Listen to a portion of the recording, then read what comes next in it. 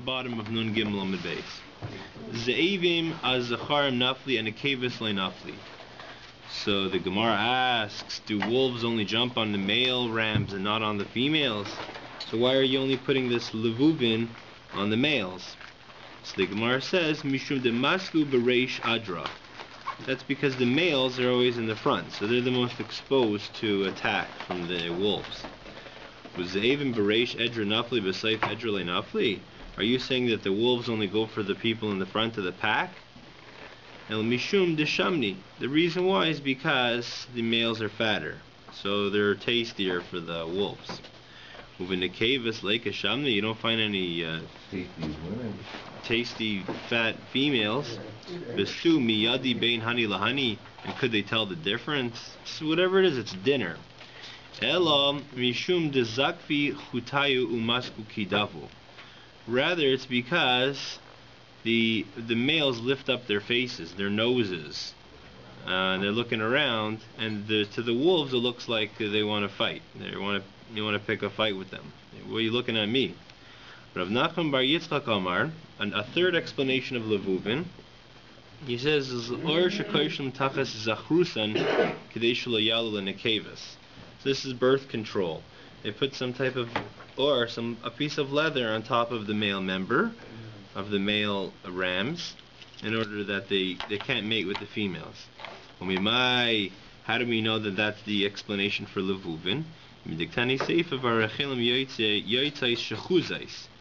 it says that the females go out shechuzais. There it's some type of thing that they put there to hold the tails up, to expose the females to the males, so that way the males can mount them. So Reisha Kadesha lo yalu lenekeva, Seifa Kadesha yalu lem zacharm. So it's all different, it's opposite kinds of family planning. You have one is where you want to stop the mating, and one is where you want to encourage it.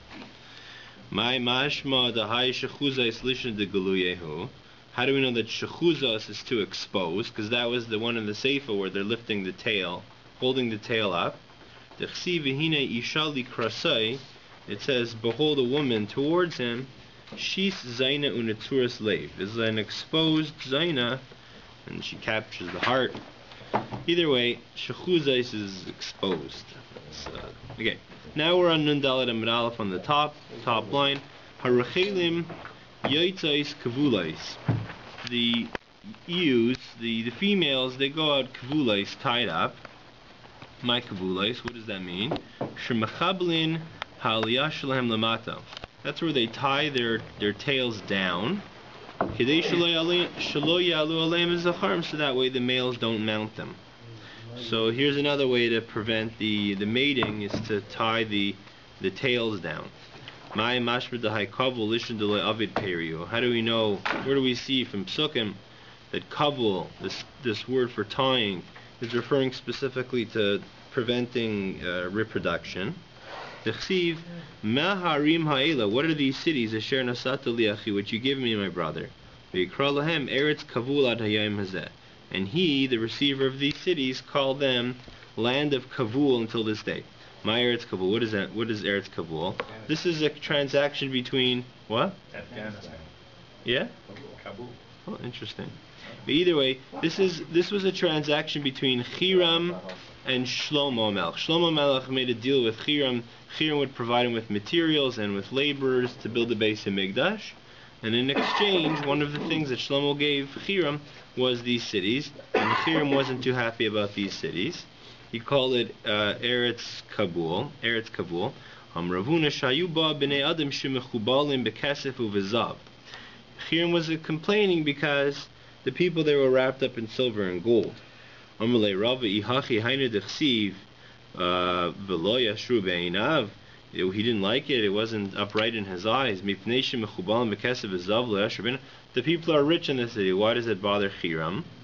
Amalei in.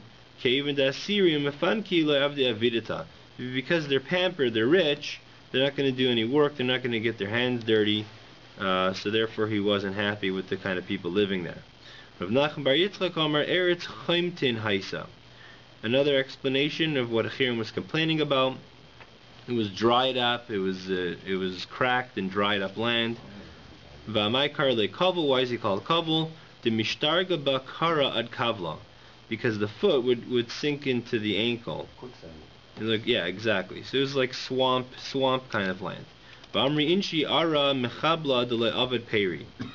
And that's why they were saying a land that's mechabla doesn't make fruit. So that's the connection with our Mishnah, that the rechelim were tied up kavulais.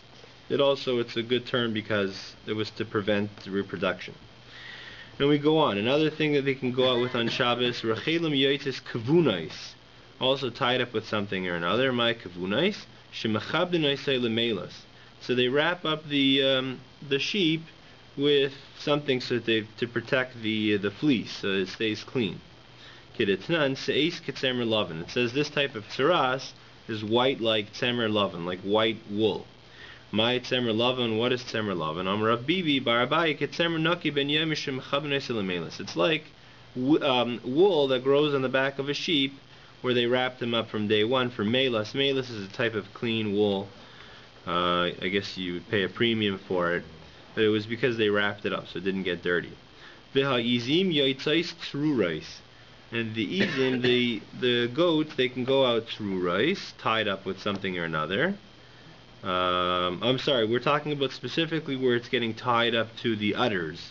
So there was a three-way machlekes in the Mishnah. Some say you can always tie the udders, so the milk doesn't come out. Some say that you can always. Some say you can never, and some say it depends. If it's to collect milk, it's no good, and if it's to dry it out, then it's fine. Itmar Rav Amar Halacha Rabbi Yehuda. Rav says the halacha is like Rabbi Yehuda. Rabbi Yehuda is the opinion who says it depends. If you're tying the udders to dry it up, then that's fine. If you're tying it to collect the milk, it's not fine because one can come off more easily and you'll come to carry. Shmuel Amar Halacha Rabbi Yosi. Rabbi Yosi is the one I think who says it's always bad. It's always not okay to tie up the udders. Some say that the machlekes Rav and Shmuel was said independently of the Mishnah. Rav Amar li yabesh mutar v'lo l'chalav. If you're tying up the udders to dry up the udders, fine, that's kosher. If it's to collect the milk, no good, because the way you tie it up for milk is not as tight. Shmuel Amar echad ze v'echad ze aser. Shmuel says either way it's aser. It comes to the same thing, just a different version. This way it's independent of the Mishnah, the way they had this discussion. Some say that what Shmuel said was going on something else. So it says in the Brisa that goats can go out on Shabbos, their udders tied up to dry up the udders, but not for milk, not to collect the milk. From him they said, Kach halacha, that is really true, that should be the way it is. Aval mi mefis, who's gonna take the risk? Who's gonna, draw lots? Easily abesh ve'ezil. People don't know the difference, which is dry, which you're tying up udders to dry up or to collect milk. When we talk shem akir, and people don't know, then people are gonna come to get confused. So therefore, it's usher across the board. And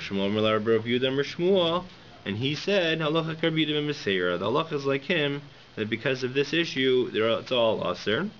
Ki aser Rabbi Yechanan like the Tanakama. And Rabbi Yechanan, he says the halacha is like the Tanakama. That's always fine. So we have three Amoraim taking the positions of the three Tanaim, right? Because we got Rav going like the middle opinion, Shmuel saying it's always aser, and Rabbi Yechanan saying it's always mutter.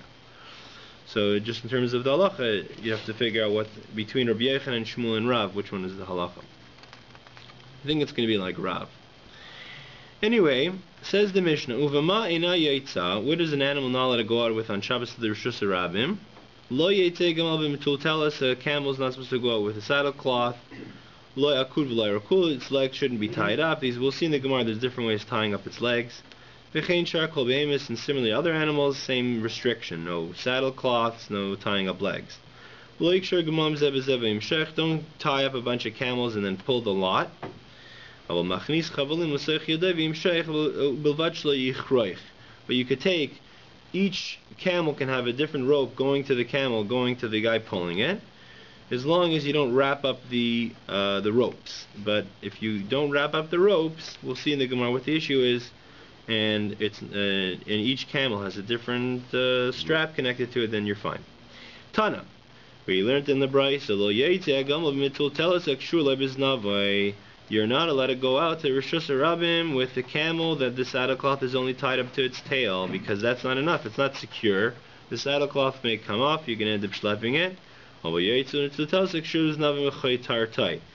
it is okay if the saddlecloth is connected to his tail and to his hump. So it's got to just be more secured, maybe like both sides. Similarly, it's okay if it's tied up to this what? Placenta. I don't know if that's possible. Maybe it's like the placenta, he has a string going in or something. Either way, it would hurt the animal. What? For the placenta?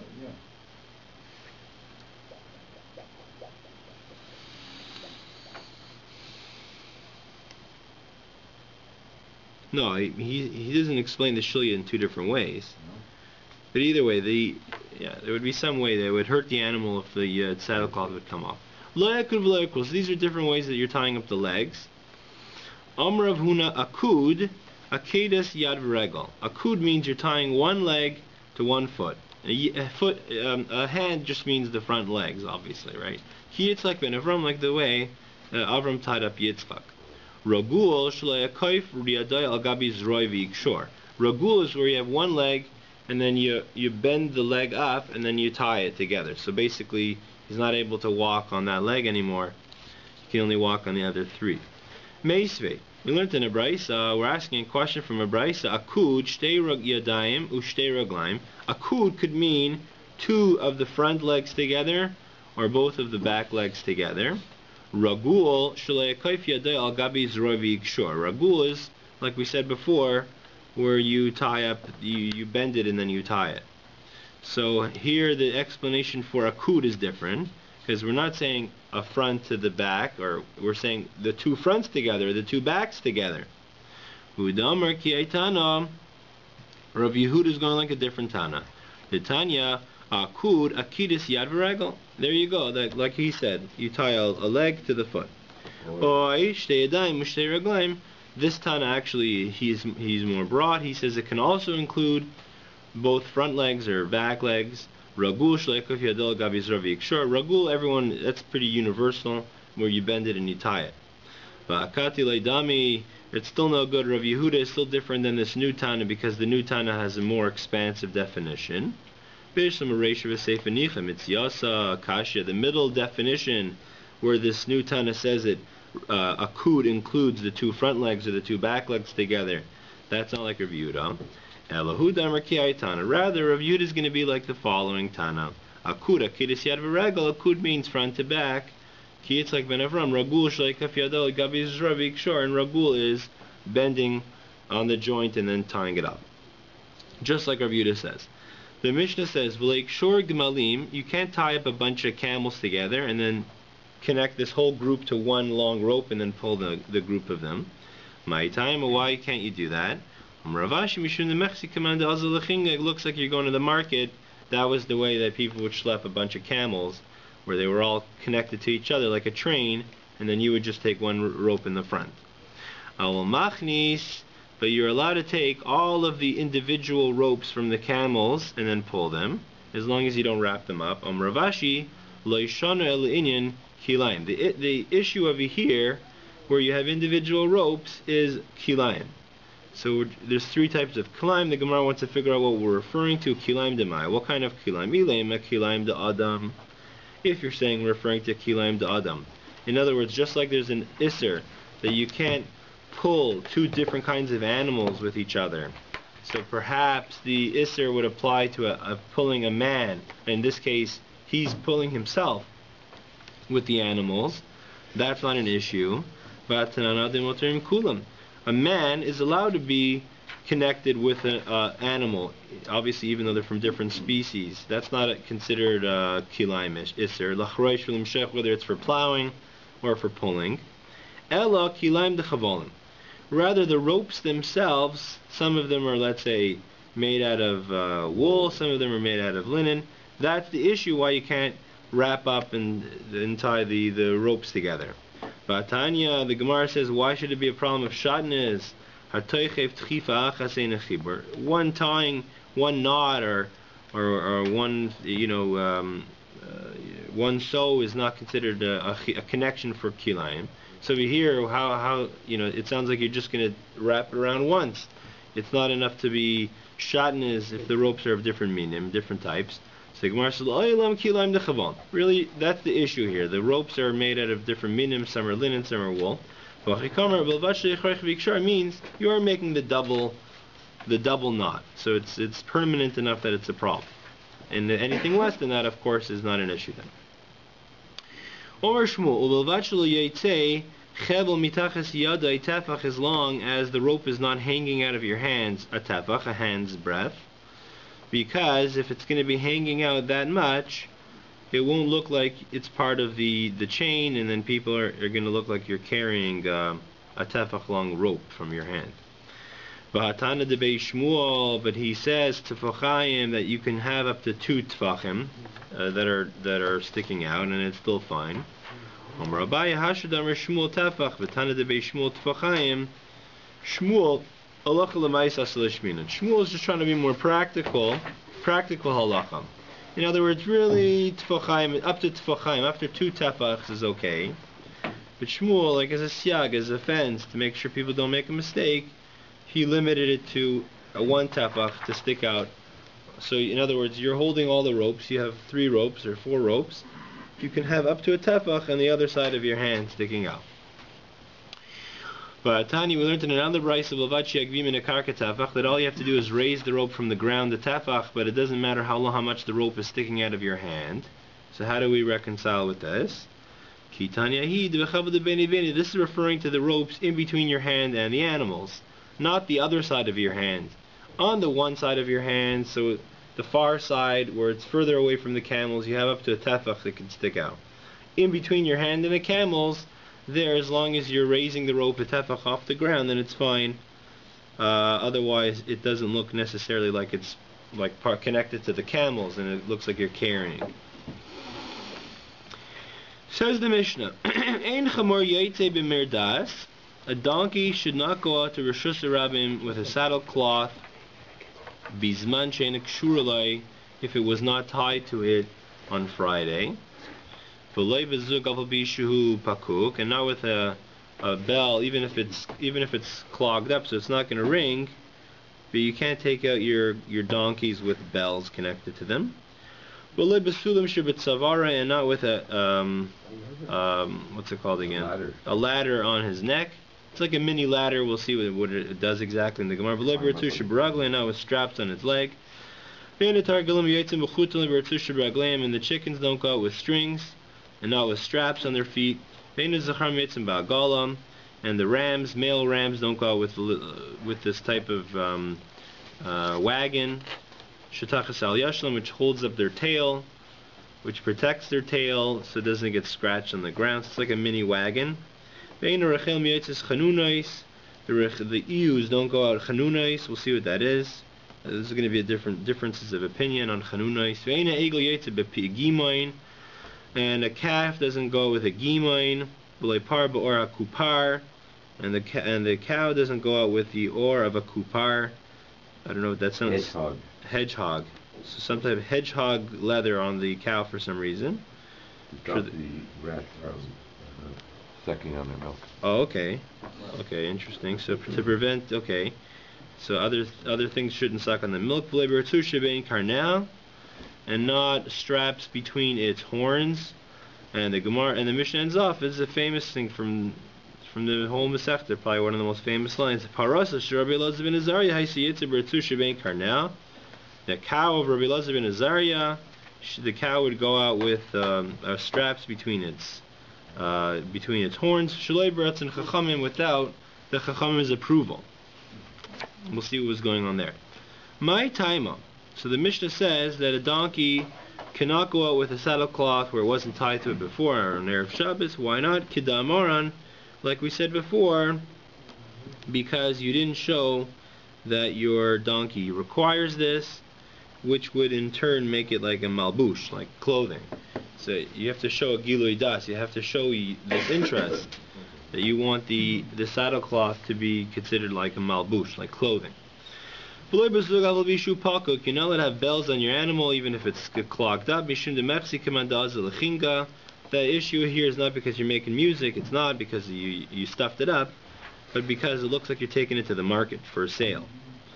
You can't look like you're going to business. You can't have the ladder on its neck of your animal. What is this ladder? It's like a brace. What's it for? If it has a wound of some sort, so it won't scratch it. So it's some type of brace that holds, it covers and holds his head in place. He's not going to lick it and scratch it. Right. And you're not allowed to have a strap on its leg. What's the strap for? The Abdile Legizra. You put it over there on its leg, so that way its legs won't knack each other. So it's on one leg by itself. You wrap a strap around it. So it's just to protect the leg from the other leg. These are cords, little strings you attach to your chicken. What's it for? So it's a simon. You know, this farmer has the purple ones, and the other farmer's got the red ones.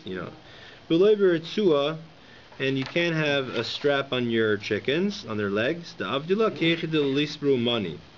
You put them on their legs so that way they won't break things with their feet. So I guess it's like it softens the blow. If you put like nice soft material on their feet, it's like cute chicken shoes or something. And the males shouldn't go out with their little wagon. The purpose of this wagon was to protect their tails from the stones. The females don't go at chanunais. What is the chanunais? Yosef Rav Acha bar Ula Kamei Rav Chisda Yosef V'Karmer. He was sitting and he said, "Misha shegeizes in Isa, time nimla ezek b'shemen." Whenever they would shear off the wool, they would take some like a compress that they put in oil. And they put it on her forehead, so she won't get so cold. So somehow this oil compress made her warm. And I guess she's cold after they just took her coat away. You're treating this sheep like Mar Ukva, who was very chashuv of Beis Din. He thought it was ridiculous that you would do something so nice to the sheep. Yosef Rav Papa bar Shmuel Commander of Chisda. He had a different pshat. B'shasha kairas, when the sheep was ready to give birth, kairas leilei taimnim lashne azakin shel shemen. They would also stick some azakin. I don't know. That also compresses into oil. Umenichin la'echad al padachta. One they would put on her forehead. Ve'echad al rechem, and then one they would put on the womb. So the animal should warm up. You're treating her like Yelta. Rav Nachman's wife was Yelta, and apparently he felt like he was treating her well. A third pshat, there's a certain tree that's overseas. The tree is called Chanun. They take a splinter from this tree, they put it in the nostril of the females, so she'll sneeze, and then the bugs, which are, I guess, in the nasal cavity, they'll come out. Why are you only doing this service for the females and not for the males? So Gemara says, since the males are always ramming their heads into each other, the male naflan, so on its own, these bugs are going to come out. Shimon Nazira Amar, a fourth shot from Shimon Nazira. What is this chanunais? Kesma derisma. It's a splinter from eights called risma or risum. Similar idea. I guess also to cause them to sneeze. Bishlama de Rav Huna hainu dekani chanunais. We understand according to Rav Huna, it's called chanunais because the tree is chanun. But according to everybody else, all the other opinions, my chanunais. Why are we calling the rechelim yaitzes of chanunais? What's the Mishnah talking about? Because we're doing things we have Rachmanis, like Chain, Chanun, like Chanun V'Rachum, right? Pity. We're taking good care of our sheep, so that's why it's called Chanunais. Bein Egel Yetze Begimain. The eagle is not, a calf cannot go with a gimain on Shabbos. My eagle on to Rosh Hashanah. My eagle begimain. What is that? Rav Huna bar nira. It's a small yoke that you put on the neck of the calf, so that way it should get used comfortable with the yoke. It's like a training yoke. Rav Elazar, my mashma gimin lishad de mikaf. How do we know that gimain is related to the lashon of mikaf, of causing something to bend down? Techsiv halachoif ka'agmain reishai. He'll bend like an agmain his head. V'loi par ba'or hakupar. And you're not allowed to cover the cow with the skin of a kupar. Would you say there was a hedgehog? Davdila kiheich delo limtsuya yali. Would they make it so that way? What are they called again? Leeches shouldn't leech from the milk. And not with straps between its horns. Either Rav, Bain Lenoy, Bain L'Shamer. According to Rav, this would be prohibited whether the straps are for pretty or to protect the cow. Aser. Either it would be aser, because it would be shmir yaser. It would be unnecessary, extra shmira for the cow. And Rav holds that that's considered carrying. The Shmuel, but according to Shmuel, Lenoy also l'sham mutter. If it was for pretty, it's a problem. But if it's l'shamer, if it's for protection, even if it's extra protection, then it's fine. Paras Ashur Belozov and Azariah, the cow of Belozov and Azariah. So we said it had some straps. V'chada par havila, he only had one cow. It sounds like he had his cow. He was a very rich man. V'amarav, Amarla reviewed him. Arav, Tereser alfi igli avi meiser of Belozov and Azariah me'edrei kol shata. Every year, just the tenth, just the tithe from the cows was 12,000 calves. So he had lots of cows, not just one. Tana loy shaloi haisa. First, the Brisa explains it wasn't even his cow, the one that we were referring to in the Mishnah. It was his neighbor, a female neighbor. When we touched Micha, because he didn't stop her, he didn't yell at her. Nikres el Shmai. It's considered his cow had the straps around its horns. Rav Rabbi Chanina, Rabbi Yechon, Rav Chaviva Masnu. These group of people they learned. Bekule deseder moed. And some say that wherever these groups show up together, you should replace Rabbi Yechanan with Rabbi Yonasan. And what do these say? Whoever it is, what do they say? So based on the principle we just saw with Rabbi Elazar ben Azariah, anybody who could prevent members of his home, family members, from doing an aveir and he doesn't stop them, he's nitbas, he gets grabbed. It's his aveir too. Anshe Irai, if you can affect the people of your city, nitbasal Anshe Irai, so then you have the responsibility for that. B'kolai lom kula, and if you're so influential that you can affect the whole world, then nitbasal kolai lom kulai. So then you're judged on that as well. It's all based on what you're able to do. If you can't influence even your family, then presumably you wouldn't be responsible for that either. Yeah, so we're talking when you could be effective. When you could be effective. Omer of Papa Vahani de Beiresh Glusinitibso Kuli Alma. So they give an example. The people in charge of the Reish Galusa's house, so they're going to get into trouble for all of the Jews of Bavel, even though it says Kuli Alma. Kuli Alma, I guess, just means the larger region. All the Jews of Bavel, because they could prevent the Jews of Bavel from sinning. Hashem will come with justice with the elders of his nation and his princes. If the princes, if the political leaders, if they sin, Zikanim achatu. Why is the Sanhedrin, the Zikanim, the rabbis getting into trouble? It's because the Zikanim, the elders, they didn't influence the politicians.